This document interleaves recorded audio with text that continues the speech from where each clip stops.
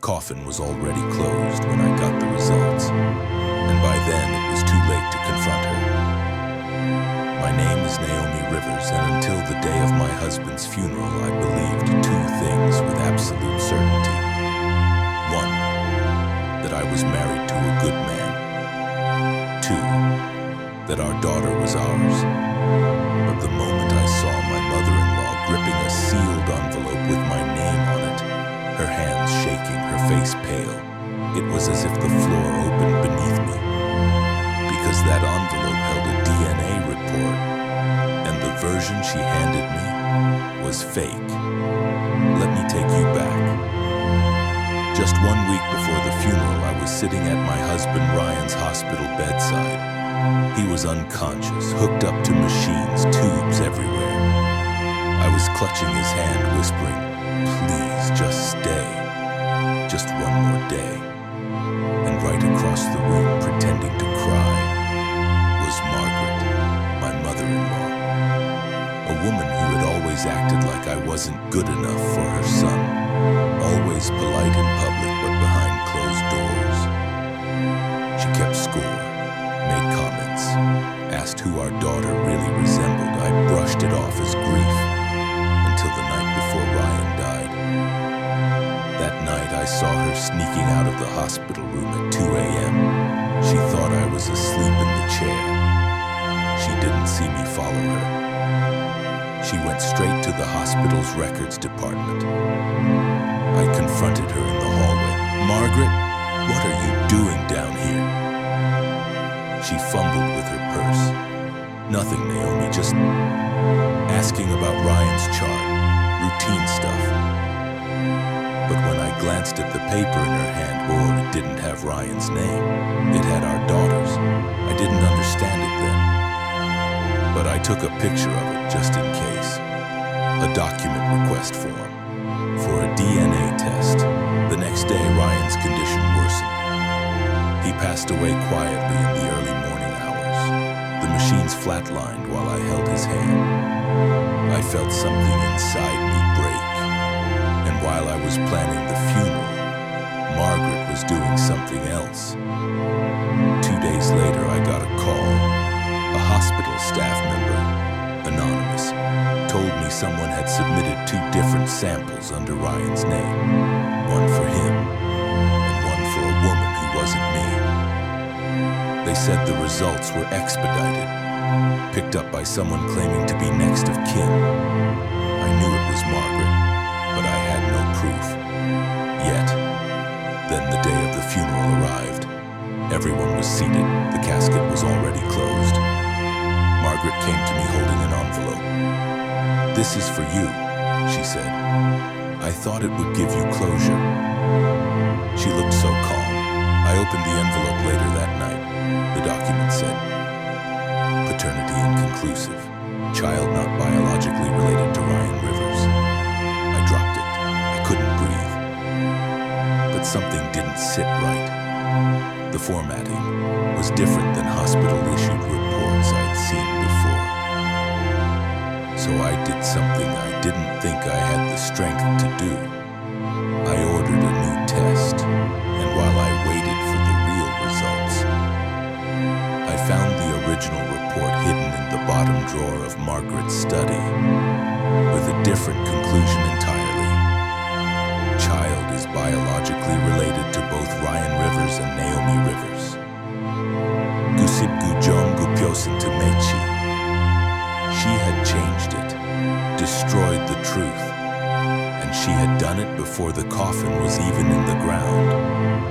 If I hadn't found that drawer, I'd still be mourning a lie. When I read the real report, I sat on Margaret's guest room floor, stunned, tears falling, hands shaking. Because not only had she lied to me, she tried to erase my daughter. The child Ryan loved, the child we raised together. I didn't confront her immediately. I wanted her to feel safe, confident. Because when people feel powerful, they make mistakes. I slid the real report into my purse, left the fake one exactly where it was. And I began my own investigation. First stop, the hospital. security footage from the records office. After 3 hours of red tape, a nurse handed me a USB drive and whispered, "I know what she did. I just couldn't say it before." That night I watched the footage.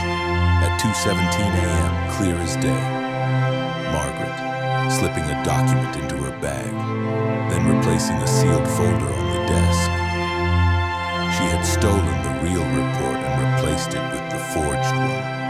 She didn't even hesitate. The next day I visited Ryan's older sister, Leah. She'd always been distant, the family's quiet observer. But when I mentioned the DNA report, her face turned white. "You weren't supposed to see that," she said. I froze. "You knew?" Leah swallowed hard. "Not the details, but I knew Mom was planning something. Ryan and I had a fight about it 2 months ago. That was the first time I'd heard about the fight." According to Leah, Ryan had discovered that Margaret had taken out a life insurance policy in his name months before he got sick. A massive one. And the beneficiary, Margaret, not me, not our daughter, his mother. Leah said Ryan was furious. He had the paperwork changed right before the cancer diagnosis came. He never told me. Maybe he thought he had more time. But Margaret knew she was about to lose everything. The policy, her control, her image, and she needed a new way to delegitimize me. That's when it clicked. She wasn't just trying to disinherit me. She was trying to claim that I had tricked Ryan, that I'd passed off another man's child as his, to destroy me, in public, in court, in family memory. She was preparing to rewrite his legacy, to make me the villain, and herself the grieving, betrayed mother. But the real report, and now the life insurance records, were proof of her plan. Still, I needed more. Something that would make even her friends turn against her. I remembered something Ryan once said during a fight. Something I brushed off back then. "I can't stand the way she still talks to your father." I thought he meant my dad, but he didn't. He meant his. That night I opened the attic. Dust everywhere, old boxes, family albums. And at the very bottom, I found letters from Ryan's father, dates written in ink. Letters he'd sent to Ryan after their divorce. Letters Ryan had never shown me. Because in those letters, Ryan's father said, "Margaret tried to convince me you weren't mine.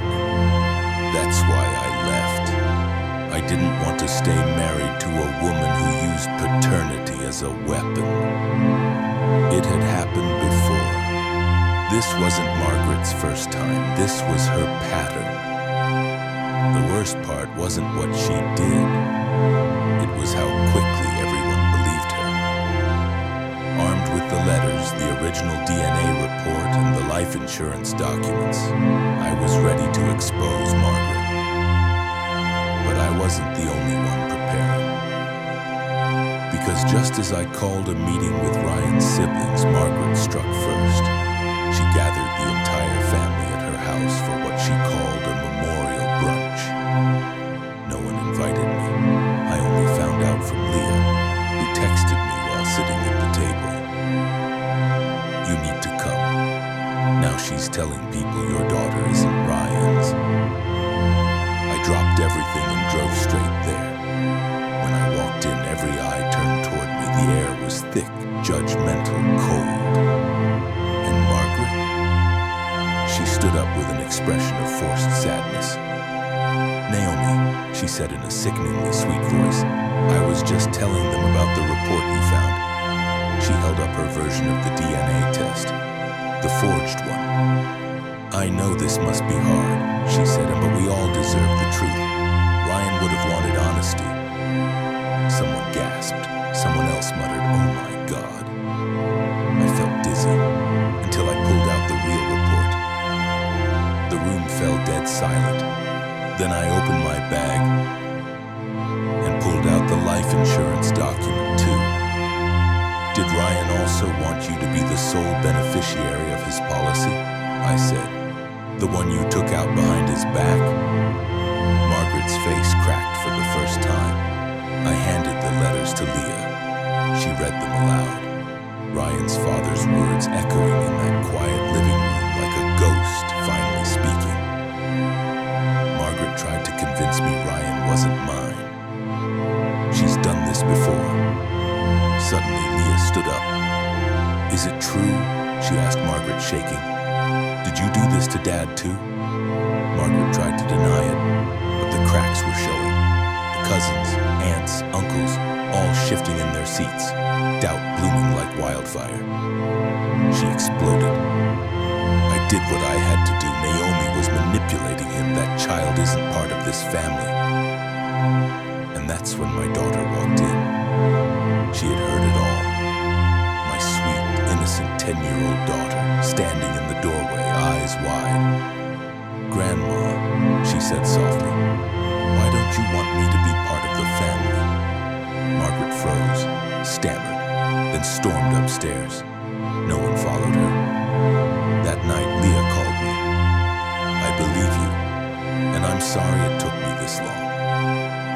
She told me several family members had decided to cut ties with Margaret. The life insurance company had also flagged her account for fraud. But Margaret wasn't done yet. The next morning I woke to a letter taped to my front door. A cease and desist. Margaret had hired a lawyer. She was trying to sue me for defamation. But when I called the firm listed on the letter, they told me something Margaret hadn't counted on. She'd forged Ryan's medical power of attorney and left a digital trail. Now she was under investigation. And this time, she wouldn't be able to lie her way out. She tried to rewrite history, but I left the courtroom with the truth and my daughter's hand in mine. Within 2 weeks, the legal system caught up to Margaret. She had forged multiple documents. Ryan's medical consent forms, a fake affidavit claiming she was executor of his estate. And of course, the altered DNA report. I turned everything over to the investigators. I thought it would be a long battle, but Margaret cracked fast. She took a plea deal to avoid prison. Her assets were frozen. She lost all rights to Ryan's estate, and most of all, on her reputation, the one thing she valued most was destroyed. At the final court hearing, she sat with her head down. She never looked at me, but I stared directly at her when the judge read the sentence. Your actions were deliberate, malicious, and cruel. You weaponized grief and deception to rob your own granddaughter of her legacy. You are hereby barred from contact. After the case closed, Leah gave me something she'd found in a box of Ryan's things. A letter, written by Ryan and addressed to me.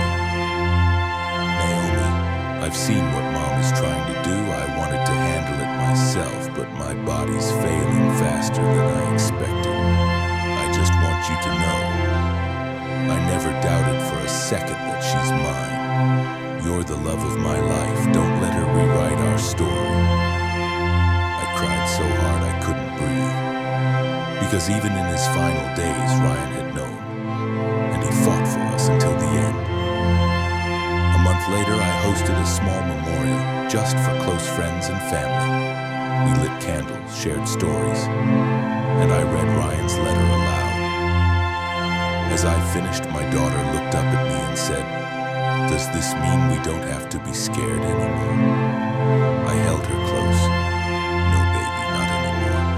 No one gets to take our truth again. I changed my last name after that, not out of shame, but to build something new. My daughter and I moved into a cozy house in a quiet town. I started a community legal support group for women who faced family coercion and real fraud. We called it Truth in the Bloodline. And every time